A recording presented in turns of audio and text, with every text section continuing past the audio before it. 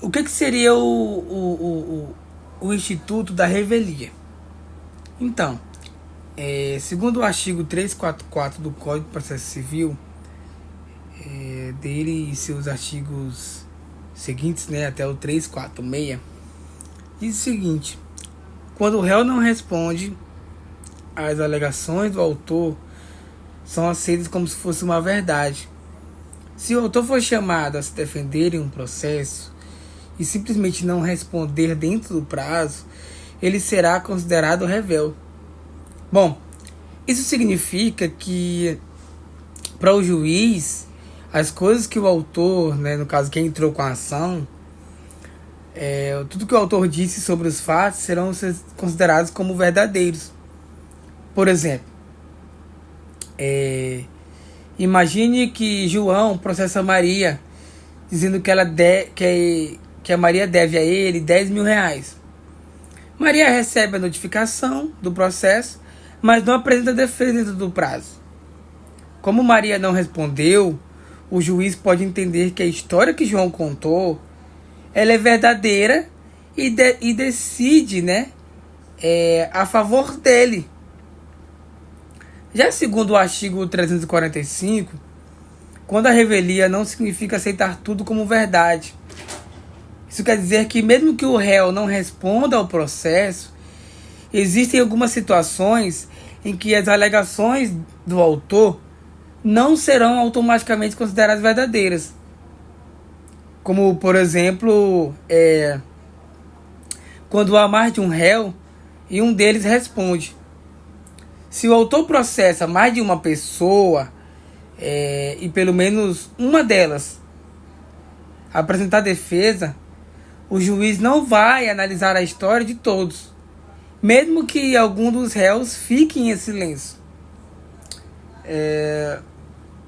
Um exemplo muito claro sobre isso, ainda usando a figura de João. João processa Pedro e Ana. Pedro não responde, mas a Ana responde, né? A ré Ana. Nesse caso, a revelia de Pedro não faz o juiz aceitar tudo o que João diz sem analisar. A segunda hipótese são direitos que não podem ser negociados. Existem alguns direitos que as pessoas não podem simplesmente abrir mão. Bom, geralmente direitos indisponíveis, como a vida, a dignidade, a guarda dos filhos. Nestes casos, mesmo que o réu não responda, o juiz não pode simplesmente aceitar tudo que o autor disse. Bom, seria bem óbvio, né?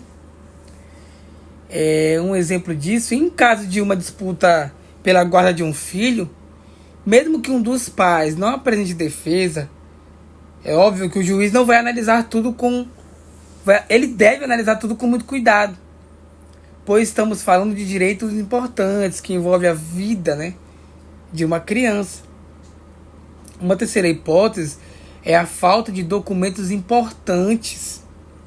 Se o autor não apresenta um documento que é essencial para provar o que ele está dizendo, a revelia do réu não faz com que o juiz aceite os fatos como verdade. Vamos ver aqui um exemplo. João processa Maria dizendo que ela assinou um contrato de empréstimo, mas ele não apresenta o contrato como prova. Mesmo que Maria não responda, o juiz não vai presumir que Maria está devendo, pois, neste caso específico desse exemplo, falta aqui o quê? Falta o contrato para provar isso. Uma quarta hipótese é a história estranha ou que ela seja contraditória. Se as alegações do autor parecem difíceis de acreditar ou vão contra as provas já existentes, a revelia não vai fazer o juiz aceitar tudo.